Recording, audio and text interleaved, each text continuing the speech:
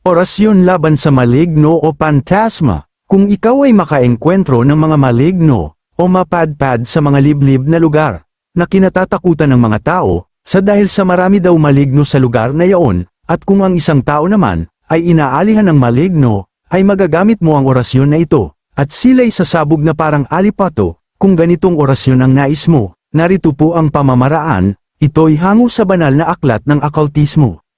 Orasyon laban sa maligno, o pantasma. Paunawa, banggitin o usalin lamang ang orasyon na ito, at sila'y sasabog na parang alipato. Narito po ang orasyon. Narito po ang orasyon. Jesus, Eaglesom, Berebom, Korom, Paltom, Kor, Abit, Seularom, Amen, Noctar, Raiban, Biranter, Home, Senorom, Nobet, Sibet, Bovhom,